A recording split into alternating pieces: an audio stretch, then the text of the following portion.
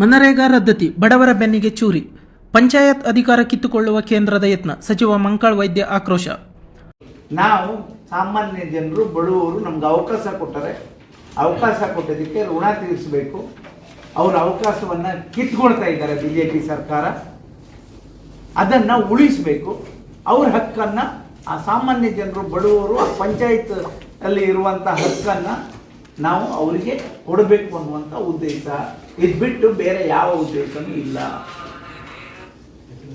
ಅಂಥದ್ದೇನಾದರೂ ನಾವೇನಾದರೂ ಮಾತಾಡೋದಲ್ಲಿ ಅಥವಾ ಸುಳ್ಳಾದರೆ ಅಥವಾ ಅದಕ್ಕೆ ಪ್ರೂಫ್ ಆಗಿ ಹೇಳೋದಿದ್ರೆ ಹೇಳಲಿಕ್ಕಿಲ್ಲ, ಅಥವಾ ಬೇಕಾದರೆ ಬಡವರ ಬದುಕಿಗೆ ಆಧಾರವಾಗಿದ್ದ ಕಾಂಗ್ರೆಸ್ ಸರ್ಕಾರ 20 ವರ್ಷಗಳ ಹಿಂದೆ ಜಾರಿಗೆ ತಂದ ಮಹಾತ್ಮ ಗಾಂಧಿ ರಾಷ್ಟ್ರೀಯ ಗ್ರಾಮೀಣ ಉದ್ಯೋಗ ಖಾತ್ರಿ ಯೋಜನೆ ಮನರೇಗಾವನ್ನು ಕೇಂದ್ರ ಸರ್ಕಾರ ಸದ್ದಿಲ್ಲದೆ ಕೈಬಿಟ್ಟು ಹೊಸ ಹೆಸರಿನಲ್ಲಿ ವಿಬಿಜಿ ರಾಮ್ಜಿ ಯೋಜನೆ ತರಲು ಹೊರಟಿದೆ ಎಂದು ರಾಜ್ಯದ ಮೀನುಗಾರಿಕಾ ಸಚಿವ ಮಂಕಾಳ್ ವೈದ್ಯ ತೀವ್ರ ಆಕ್ರೋಶ ವ್ಯಕ್ತಪಡಿಸಿದರು. ಸೋಮವಾರ ಭಟ್ಕಳ ತಾಲೂಕಿನ ಸಚಿವರ ಕಾರ್ಯಾಲಯದಲ್ಲಿ ನಡೆದ ಸುದ್ದಿಗೋಷ್ಠಿಯಲ್ಲಿ ಮಾತನಾಡಿದ ಅವರು, ಸಂಸತ್ತಿನಲ್ಲಿ ಯಾವುದೇ ಚರ್ಚೆಗೆ ಅವಕಾಶ ನೀಡದೆ ಗ್ರಾಮೀಣ ಬಡ ಕೂಲಿ ಕಾರ್ಮಿಕರ ಬದುಕಿಗೆ ಜೀವಾಳವಾಗಿದ್ದ ಮನರೇಗಾ ಯೋಜನೆಯನ್ನು ಕೇಂದ್ರ ಸರ್ಕಾರ ಮೌನವಾಗಿ ರದ್ದುಗೊಳಿಸಿದೆ ಎಂದು ಆರೋಪಿಸಿದರು. ಮನರೇಗಾ ಯೋಜನೆಯು ಗ್ರಾಮ ಪಂಚಾಯಿತಿಗಳನ್ನು ಗ್ರಾಮ ಮಟ್ಟದ ಅಧಿಕಾರ ಕೇಂದ್ರಗಳನ್ನಾಗಿ ಮಾಡಿತ್ತು ಎಂದು ಹೇಳಿದ ಸಚಿವರು, ಪಂಚಾಯಿತಿಯಲ್ಲಿ ಜನರು ಕೇಳಿದ ಕೆಲಸವನ್ನು 15 ದಿನಗಳೊಳಗೆ ನೀಡಲಾಗುತ್ತಿತ್ತು.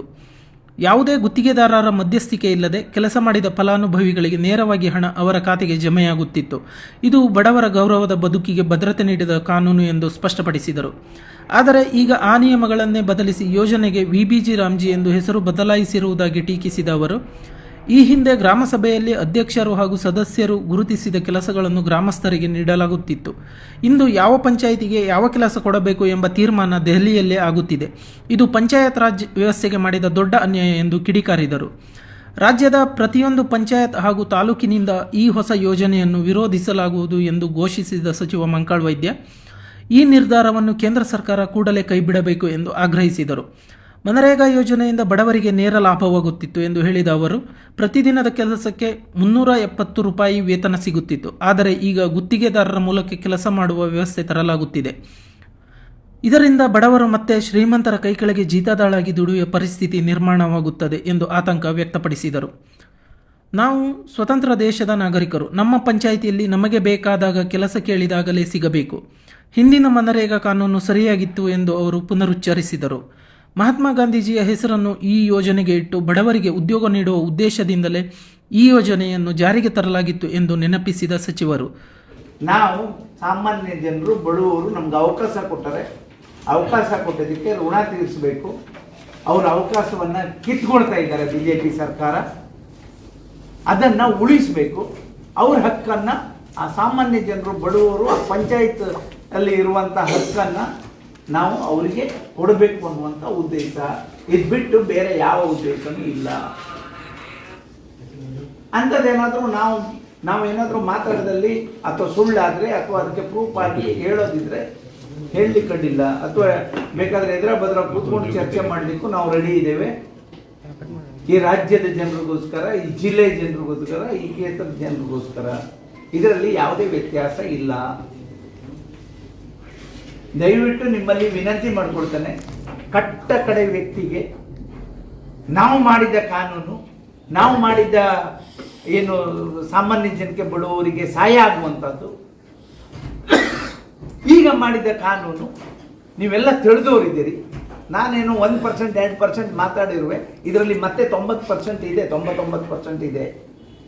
ಅದನ್ನು ನೀವು ಮತ್ತೆ ಆ ಜನಕ್ಕೆ ಮುಡಿಸುವಂಥದ್ದು ಮಾಡಿ, ಇದ್ದದ್ದನ್ನು ಇಲ್ಲ ಅದದ್ದು ಏನೂ ಮಾಡೋದು ಬೇಡ.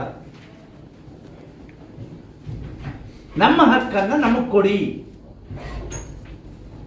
ನಮ್ಮ ಹಣವನ್ನು ನಮಗೆ ಕೊಡಿ, ನಾವು ಕಟ್ಟಿದ ಟ್ಯಾಕ್ಸ್ ನಮಗೆ ರಿಟರ್ನ್ ಕೊಡಿ. ನಾವೇನೋ ಇಲ್ಲಿ ಊರಲ್ಲಿ ಅಭಿವೃದ್ಧಿ ಮಾಡಿಕೊಡ್ತೇವೆ, ನೆಮ್ಮದಿಯಿಂದ ನಾವು ಊಟ ಮಾಡಿಕೊಂಡು ನೆಮ್ಮದಿ ಜೀವನವನ್ನು ಮಾಡಲಿಕ್ಕೆ ಅವಕಾಶ ಮಾಡಿಕೊಡಿ.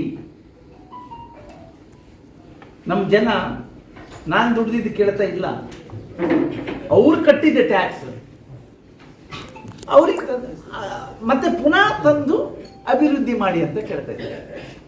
ಅಷ್ಟೊಂದು ನಮ್ಮ ಹತ್ರ ಮಾಡ್ಲಿಕ್ಕೆ ಆಗಲಿಲ್ಲ ಅಂದರೆ ನಾವು ಯಾಕೆ ಇರಬೇಕು? ಇಷ್ಟೇ ವ್ಯತ್ಯಾಸ. ಸುದ್ದಿಗೋಷ್ಠಿಯಲ್ಲಿ ಬ್ಲಾಕ್ ಕಾಂಗ್ರೆಸ್ ಅಧ್ಯಕ್ಷ ವೆಂಕಟೇಶ್ ನಾಯ್ಕ್ ಅಂಗಡಿಮನೆ, ತಾಲೂಕು ಗ್ಯಾರಂಟಿ ಯೋಜನೆ ಅಧ್ಯಕ್ಷ ರಾಜು ನಾಯ್ಕ್, ಬ್ಲಾಕ್ ಕಾಂಗ್ರೆಸ್ ಪ್ರಧಾನ ಕಾರ್ಯದರ್ಶಿ ಸುರೇಶ್ ನಾಯ್ಕ್, ಭಾಸ್ಕರ್ ಮೊಗೇರ್, ಬೆಳ್ಕೆ ಜಾಲಿ ಪಟ್ಟಣ ಪಂಚಾಯತ್ ಸದಸ್ಯ ಈಶ್ವರ್ ಮೊಗೇರ್